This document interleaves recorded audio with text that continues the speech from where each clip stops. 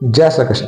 दोस्तों, आज के इस वीडियो में हम लोग जानेंगे कि अंबा कौन है और आखिर क्यों अंबा की वजह से भगवान परशुराम को अपने ही परम जो शिष्य हैं पितामह भीष्म से महायुद्ध करना पड़ा था, और आखिर क्यों भगवान शिव को आकर बीच में इन दोनों के युद्ध को रोकना पड़ा था। ऐसा क्या कुछ हो गया था, जानते हैं इस वीडियो में।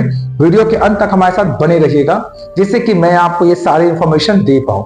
बट दोस्तों, इससे पहले मैं वीडियो में आगे चलूं, अगर आपने अब तक चैनल को सब्सक्राइब नहीं किया है तो चैनल को सब्सक्राइब कर लीजिए, इस वीडियो को लाइक और शेयर कर दीजिए, और अगर आपने अब तक हमारे पेज को फॉलो नहीं किया तो पेज को फॉलो भी कर लीजिए।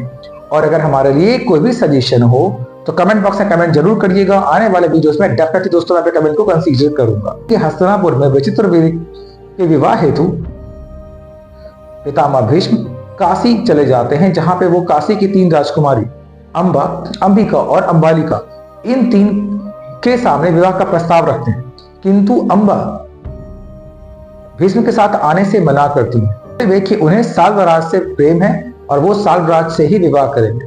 तत्पश्चात भीष्म अंबा को साल्वराज के पास पहुंचा देते हैं और अंबिका और अंबालिका को लेकर हस्तिनापुर आ जाते हैं। लेकिन दूसरी ओर जैसे ही अंबा साल्वराज के पास पहुंचती हैं, साल्वराज उन्हें अपनाने से मना कर देते हैं, ये कह के कि भीष्म ने उन्हें जीता है और अब वो पवित्र नहीं रहे।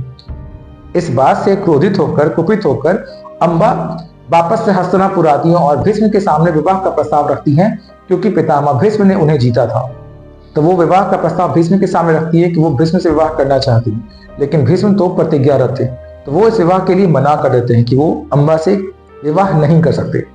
तो अंबा काफी नाराज हो जाती हैं और वो ये बोलती हैं कि वो दुनिया भर के राजाओं के पास जाएंगे और हस्तिनापुर के सामने एक बड़ी सेना लेकर आएंगे और भीष्म को हराएंगे। तब भीष्म उतरकर खुद ही बोलते हैं उन्हें कि अगर जाना ही है तो भगवान परशुराम के पास जाओ, क्योंकि पूरे दुनिया में बस एक वही है जो मुझे हरा सकते हैं। तो अंबा इस बात को सुनकर भगवान परशुराम के पास जाती है। भगवान परशुराम के पास जाने के बाद वो अपनी व्यथा सुनाती है भगवान परशुराम को।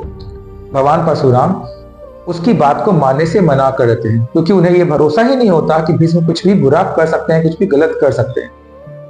किंतु जब अंबा नहीं मानी, भगवान परशुराम के सामने ही आत्मदाह करने की ठानी, तो भगवान परशुराम विवश होकर पितामह भीष्म को बुलावा भेजते हैं। और जब भीष्म उनके सामने उपस्थित होते हैं तो परशुराम उन्हें कहते हैं कि तुम्हें इस कन्या से विवाह करना होगा। तब भीष्म कहते हैं कि गुरुवर, मैं ऐसा नहीं कर सकता क्योंकि मैं प्रतिज्ञारत हूं। तो परशुराम कहते हैं कि अगर तुम ऐसा नहीं कर सकते तो तुम्हें मुझे युद्ध में पराजित करना पड़ेगा। भीष्म असमंजस में होते हैं कि वो अपने गुरु पे कैसे शस्त्र उठाएं, लेकिन गुरु के आदेश के उपरांत वो शस्त्र उठाते हैं और फिर दोनों में घनघोर युद्ध चलता है। कहते हैं कि कई वर्षों तक परशुराम और भीष्म का युद्ध चलता रहा, और जब अंत में किसी की हार नहीं हुई तो दोनों महायोद्धाओं ने अपने अपने दिव्यास्त्र निकाल लिए।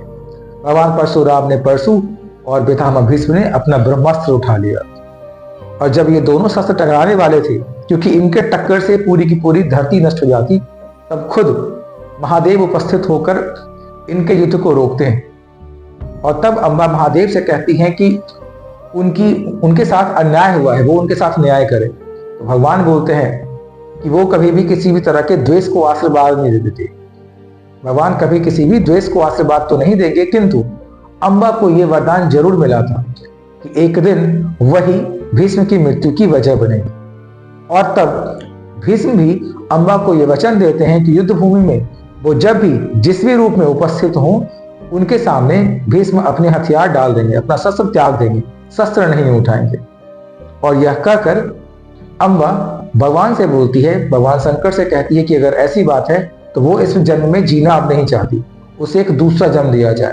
देव अंबा को वचन देते हैं कि वो किसी दूसरे रूप में जन्म होगी, और तब दूसरे रूप में, दूसरे जन्म में अंबा जो है वो पांचाल राज्य की पुत्री शिखंडिनी के रूप में उसका जन्म होता है। और यही शिखंडिनी आगे चलकर शिखंडी बन जाती है एक यक्ष के मदद से, और अंत में महाभारत के युद्ध में यही शिखंडी कह सकते हैं आपकी पितामह भीष्म की मृत्यु की वजह भी बनता है।